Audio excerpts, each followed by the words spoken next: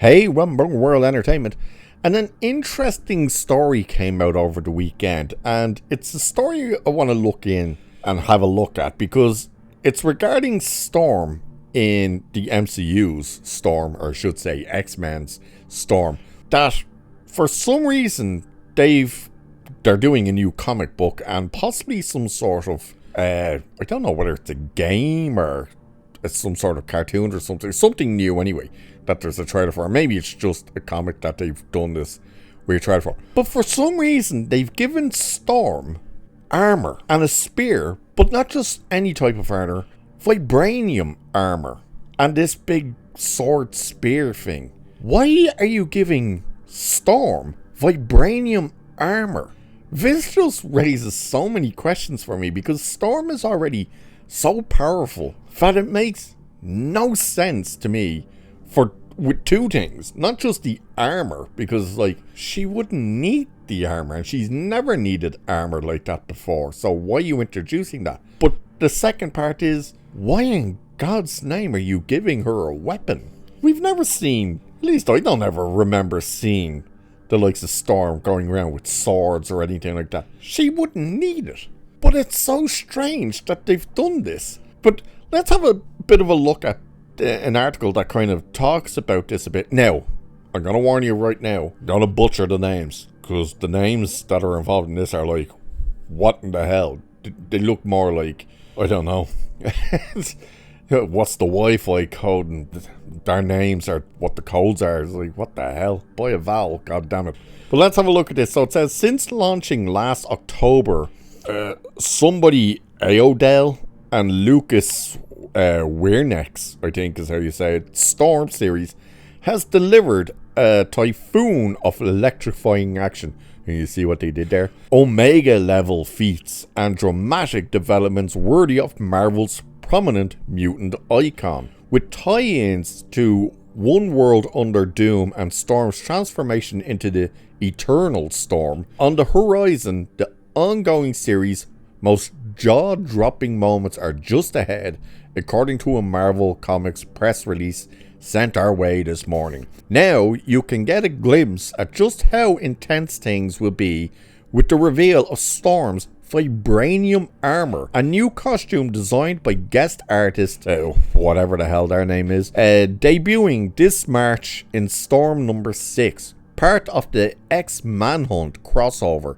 The issue pits Storm against her fellow X-Men as she taps into new cosmic power to defend Professor X. And here's the thing, they're saying now it comes from Wakanda. So this is what this artist explains, saying the inspiration for the Vibranium armor is mainly Ororo, how the hell do you pronounce that? It's just, I think it's Ororo's time as Queen of Wakanda. The Dora Milaje armor base design with a recurrent shape motif of Aurora's crown as part of the weapon handle and capes. Also a bit of Marvel Rivals vibes with bulky accents. I don't know why they give characters like this bulky accents. And it just kind of goes on about the actual comic. But why? Why? And here's the other issue.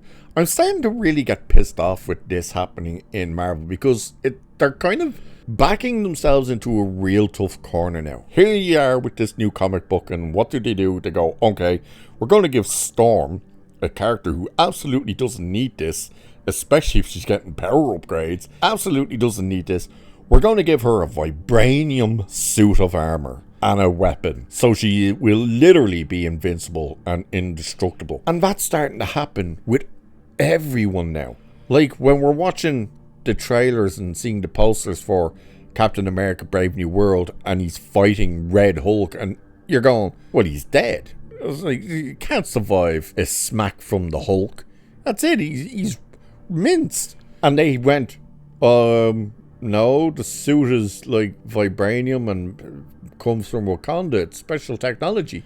By the way, that was part of the reshoots, the whole suit being changed to being like this suit of armor type thing from Wakanda, because someone, I think it was someone with knowledge of the comics or something, they actually turned around to Marvel when they showed them the poster, that poster of Sam Wilson behind the shield with the Red Hulk punching it, and they actually turned around to Kevin Feige and stuff, said, yeah, you can't do that, he wouldn't survive.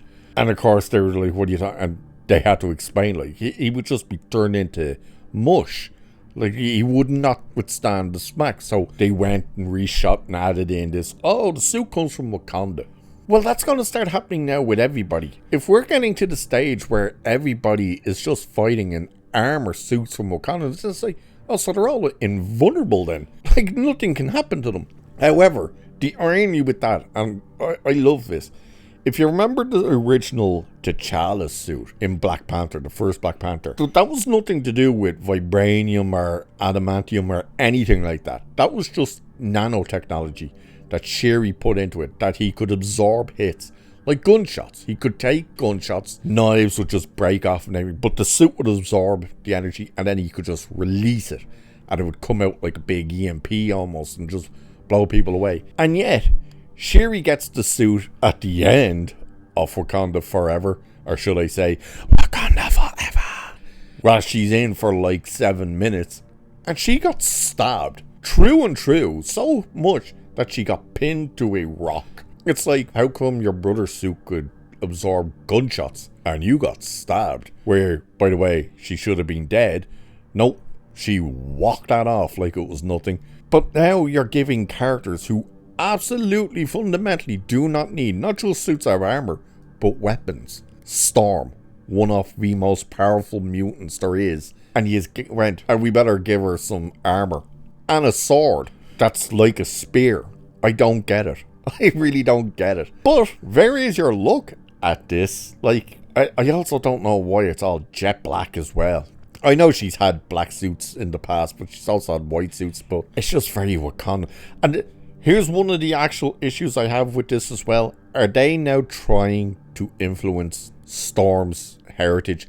Are they actually going to start trying to tell us and make Storm in the MCU, oh, she's from Wakanda? Because that will piss me off as well, because why do that to a character who's actually from Africa anyway? You could have a legit African character from an actual African area, like a country or something in Africa that's real, because yes, people, Wakanda is not a real place, even though there are those morons who think it is. Let the actual areas be able to go, yes, representation for us. You're all about the representation. Give them their representation. Look, Storm is from your area, and instead of this, by the looks of it, where they're gonna go, oh no, she's from Wakanda. Yeah, nuts to that, because she's not.